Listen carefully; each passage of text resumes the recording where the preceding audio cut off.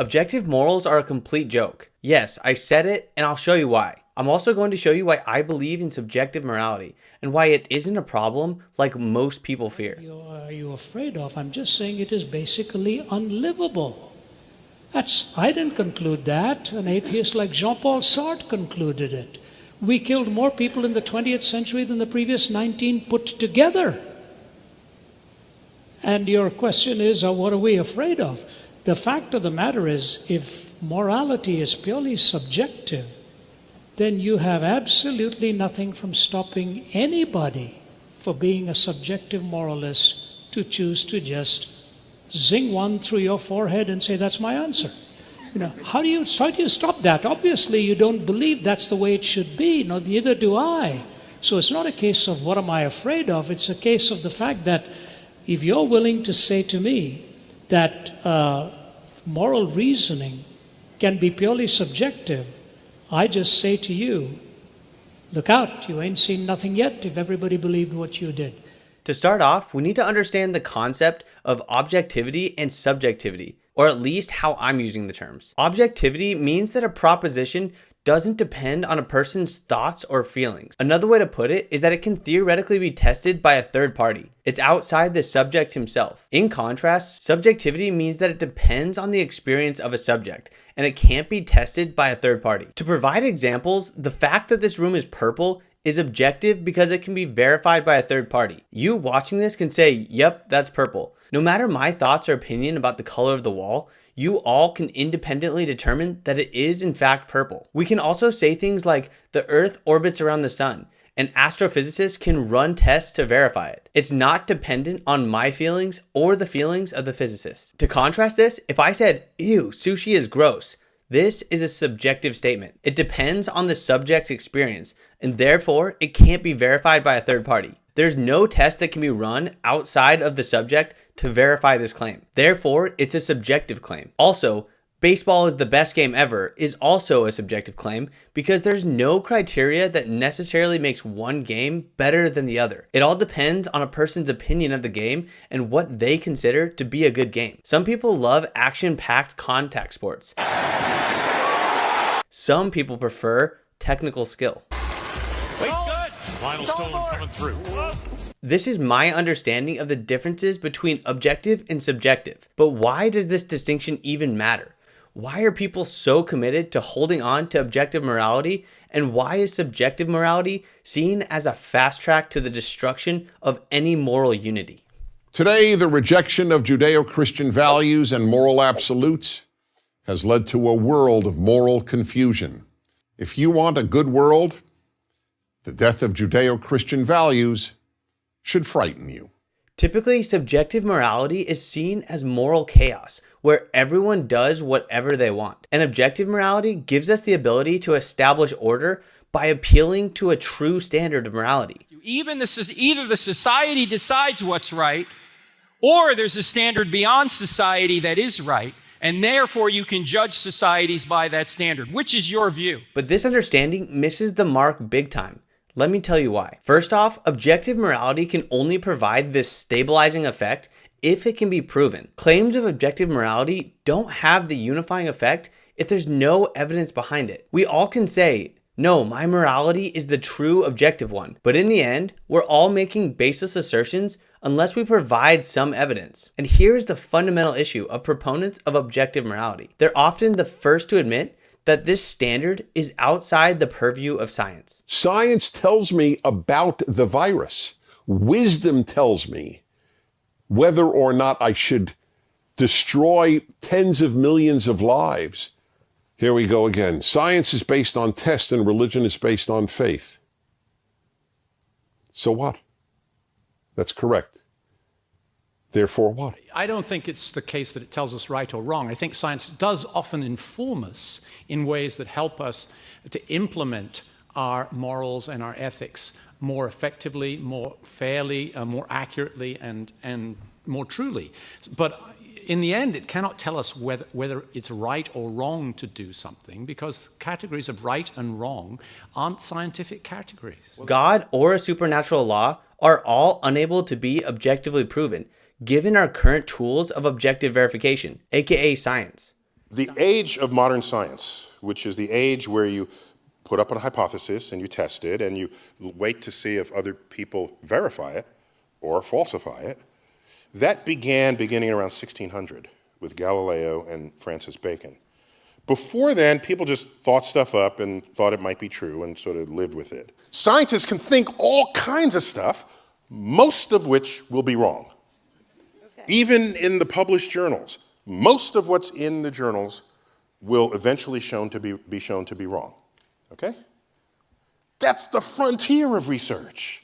And the frontier, the bleeding, bloody edge of the frontier of research, we're duking it out at conferences. You say something, I say, I don't believe you, and I got better data or different data, and I got my data from somewhere else, and you were delusional. This goes on the frontier. But you know what happens? I get a result, you're my competitor, and you try to show that I'm wrong, and you get a result that agrees with my result. Ooh, and then someone from another country does, and they kind of agree. There'll always be outliers, but what happens is you get this emergent truth, an emergent consensus, not of opinion, but of observation and experiment.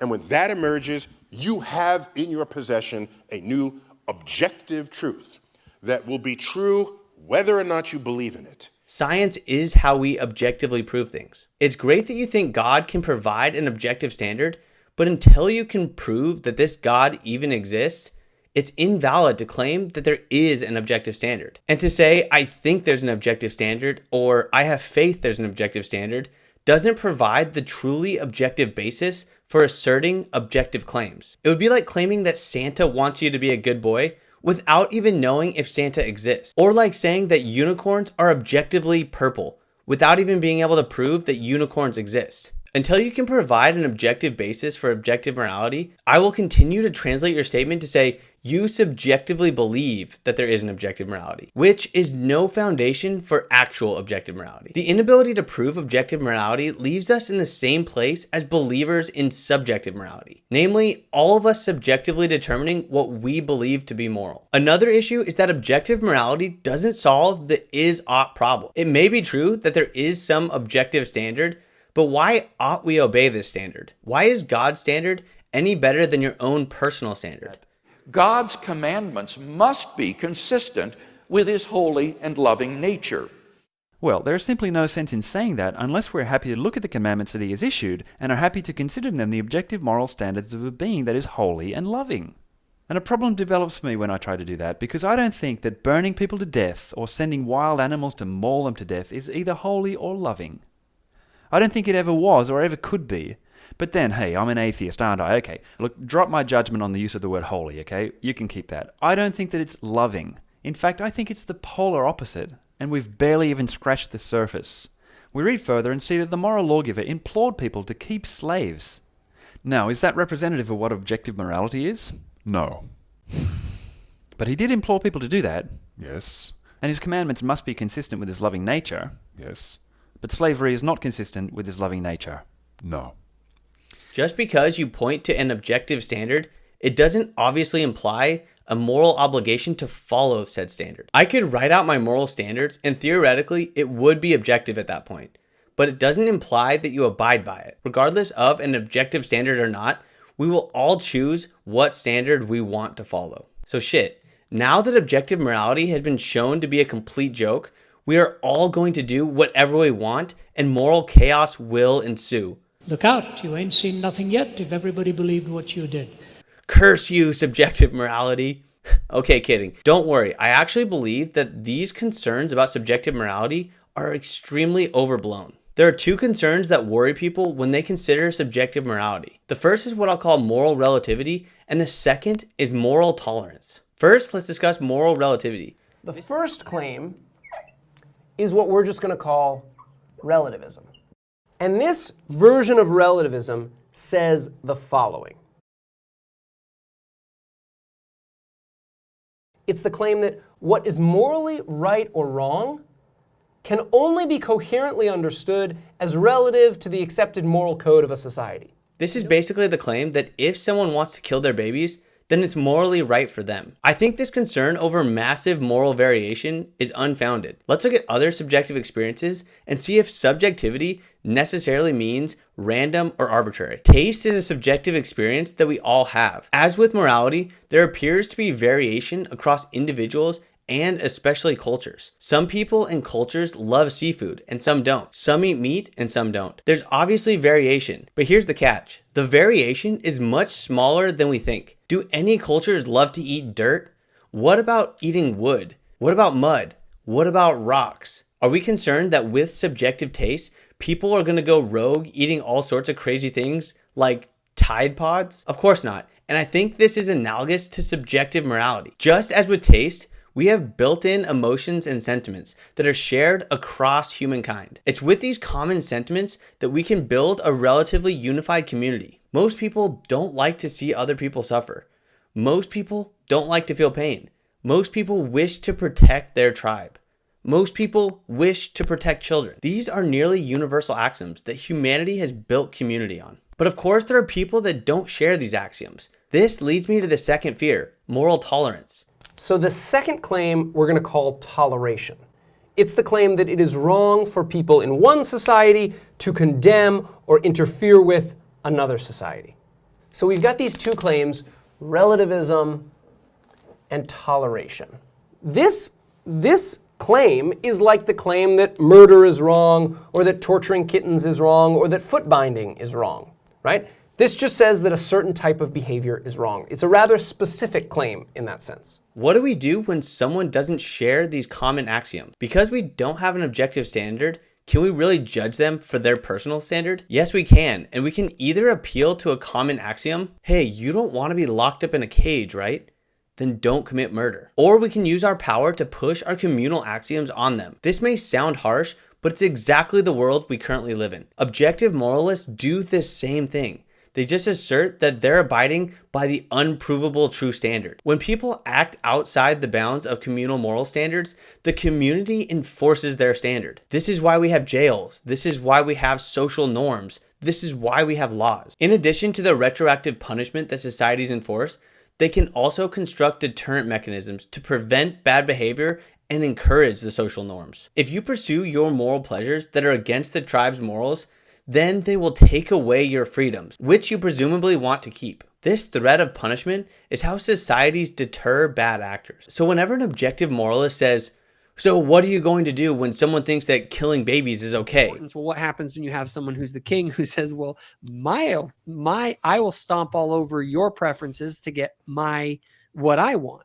I'm going to say, I'll do the same thing you will do. I will stop them and get them locked up in jail. I don't see how objective morality makes this situation any different. If you believe in objective morals, what are you going to do when someone says, I don't care about your morals, I'm going to kill babies? You're going to do the same thing as me. We're in the exact same situation. This is how life works. There are people that we will consider to be bad, and we have to decide how to deal with them. This is true no matter your belief about morality. So I want to recap this because it's important to understand when discussing morality. Until objective moralists, that is people who believe in objective morality, can objectively prove that objective morality even exists, then it's just a subjective assertion. It's their opinion. The power of an objective standard for morality only works if there's some way to know that this standard actually exists, and also to know what these standards even are, which they admit they can't prove. Again, science is based on tests and religion is based on faith. So what? That's correct.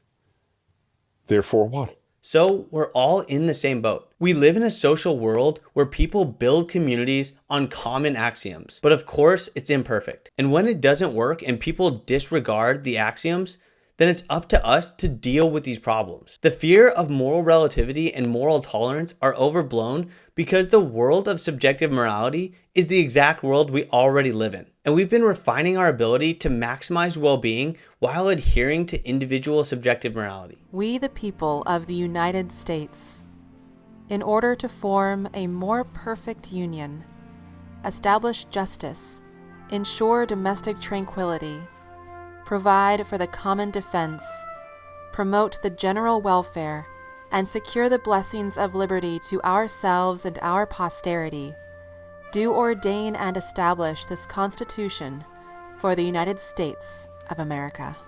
We're figuring out how subjective moral beliefs can be integrated together to create societies that we actually want to live in. Human history has shown us that subjective beliefs about morality can be tyrannical and evil. But history has also shown us that we can lean on our common humanity. We can harness our individual moral beliefs to overthrow this sort of tyranny and to create an even more powerful community, one that thrives in spite of any authoritarian moral decree or objective morality, not because of it.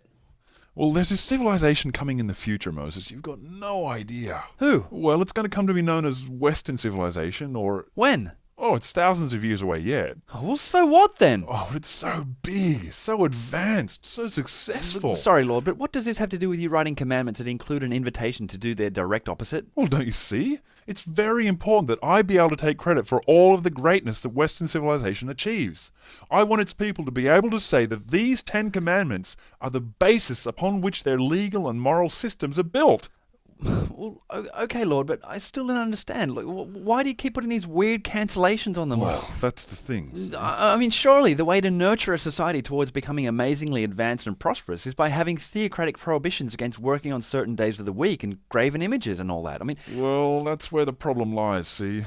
The more humanity progresses, the more it will base its laws and constitutions around things like freedom, liberty... Freedom? Democracy and self-rule. Opportunity, human rights, justice for all. Well, you haven't commanded any of that here yet. Yeah, and I'm not about to either. So the laws and morals of this mighty, advanced Western civilization aren't going to come out of these commandments at all then. Oh, don't rub it in. So next time someone claims they have the objective morals, know that they're just disguising their moral preference as a power move to advance their personal moral beliefs. So make sure you don't fall for it.